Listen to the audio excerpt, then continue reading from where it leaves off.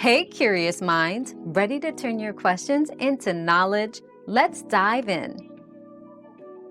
To convert an Epson printer to a Sublimation printer, first ensure your Epson model is compatible with Sublimation ink. Purchase Sublimation ink and refillable cartridges or a CISS, continuous ink supply system, designed for your printer model. Before installing, clean the printer's ink system thoroughly to remove any residual regular ink. Install the Sublimation ink cartridges or CISS, following the manufacturer's instructions carefully. Finally, update your printer settings to match Sublimation printing requirements, such as paper type and print quality. It's essential to use Sublimation paper for successful transfers. Our quest for knowledge never ends. Thanks for being part of today's discovery. Subscribe, like, and share to join us on the next one.